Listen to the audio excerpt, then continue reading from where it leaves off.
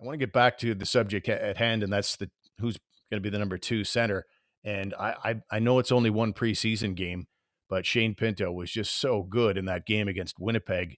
He looked faster. He looked more skilled. He looked, well, better in every way than Chris Tierney or Colin White or Logan Brown or whoever else you're considering at center. The only guy that might have given him a bit of a rivalry would be a guy that I don't think is in the plans this year, but Ridley Greig in that Winnipeg game. Holy cow. Did he account of himself well until he got thrown out for cross-checking a guy in the teeth. But what a goal. I'm sure you've seen that highlight by now. I certainly have, I made notes. Shane Pinto, first of all, wasn't it nice to see him wearing a real number? Like the guy was wearing number 12. Thank you, instead of 57 Yes. or whatever silly number he was wearing last year. But a great goal. He had 5 shots on net, 62% in the face-off circle. Just showed great patience all over the ice. He's a defensively aware player, fresh out of college, step into the NHL. He knows how to play 200 feet. Like he's a player. The only question is he going to be here? Are they going to outsmart themselves in a way and say, oh no, wait, let's send him to Belleville? I mean, they've said best players are going to play. So if that's the case, based on one game each, Pinto's ahead of Tierney when it comes to number 2 center. One thing I've not heard talked about with Pinto, he played 12 games last year. Like, how did the Sens let that happen? Like, you basically burns a year there for what? Think of it this way: you lost Joey Decord because came out of college, guaranteed him one game. You played him one game, and then he never played again until this past season. But because he played that one game, he had to be protected or exposed. Right? It's just one of those things, right? We guarantee you, we want you to come out of school now. We're going to sign you now, and you and your agent say, okay, but I'm going to play. I'm with the big club. I'll go down to the minors for the playoffs normally, right? Or I'm going to play one game, or I'm going to get 2 games. Because of COVID and the stinky situation that Belleville was, I'm sure it was just, okay, we're going to come out, we're going to sign, but he's playing with you for the rest of this season. It was no doubt a negotiated thing. Right. No, that's a great point. I take it all back. That's probably exactly what happened. I just saw the 12 games played when I was just looking at the stats today, and it's like, wow, what for what? But yeah, you're probably right. That was likely agreed upon. It's just usually they're in and out of the lineup when they come out of college like that. But he was very good last year, and he really looks good again this year. And I have absolutely no doubt. I'm calling it right now. Shane Pinto will be the number 2 center on opening night.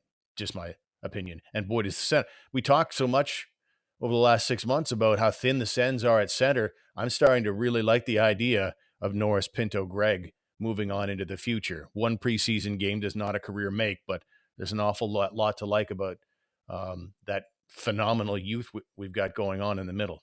Yeah, Ridley Greig is right, at least a year or 2 away. Would it surprise me if they kept him around for 7 or 8 games? You know, the old keep him for 10, then send him down thing. This is a kid who might be around for opening night and hang around for a little bit, depending on what kind of injuries happen towards the end of camp, depending on what happens with Brady Tkachuk, depending on what happens with bringing other people in, making a deal or a waiver pickup or something. But Ridley Greig's a guy who might have earned it.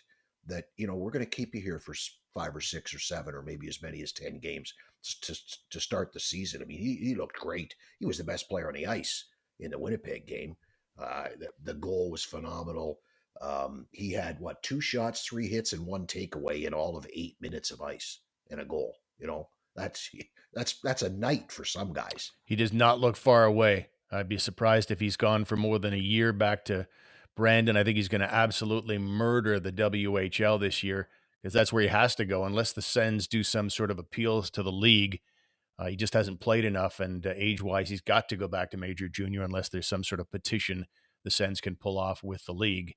But, yeah, I mean, when you look at that injury to Pierre-Luc Dubois, cross-check right in the face by Ridley Greig, and what is that about? Like, what kind of suspension is that? Like a 1-game preseason suspension and then a 1 regular season suspension game? I'm like, why do you even bother with the preseason? Everybody's in and out of the lineup in the preseason anyway. Hell, for all I know, the Sens reported Greig was going to play tonight. And well, now he's not because he's been suspended, suspension served, at least for the preseason. I thought that was a little bit odd, didn't you? Yeah, it was strange. For the record, you are allowed to dress extra bodies. I think it's 23-man roster for exhibition games. So they could easily just write his name down as, for tomorrow night's or Friday night's roster and then not play him, and they'd still have a full roster dressed anyway. Interesting to note, though, 3 stick foul suspensions in the dub last year for Greig. In Brandon. So it's a part of his game that probably needs to be curtailed, slightly changed. Calm down, little son, I think would be the advice. I think that was a case of a guy protecting himself in the wrong way, right? We've seen that before. I mean, Greg's not the biggest guy in the world. He sees a bigger player like Dubois coming at him, and there's a reflex action to kind of protect yourself like that. To me, it looked, I slowed down the replay, and this is not exonerating him. Don't get me wrong. I think he deserved exactly what he got. But it looked to me like he's basically trying to cross check Dubois in the more the chest area to sort of fend him off from some sort of onslaught. And then because he is coming at him, you can see it makes it collides with the chest and then slides up into the face after that. But that does not excuse the act. That is not the way to defend yourself from an oncoming forecheck, is it? But it is right. It's the we teach defensemen. You make that pass, somebody's coming. You get your stick up. That's the way it's always been for a very long time. Somebody's coming. You get your stick up. Get your stick up. More so at a pro level. I mean, you don't do it so much in minor hockey or lower levels, but it's still kind of stuck around that it's something you do is at the pro level. Somebody's coming in to finish their check. You get your stick up. In his case, he caught him in the jibs, man, and that's not good. Somebody loses a couple chicklets, you're probably losing a couple of games.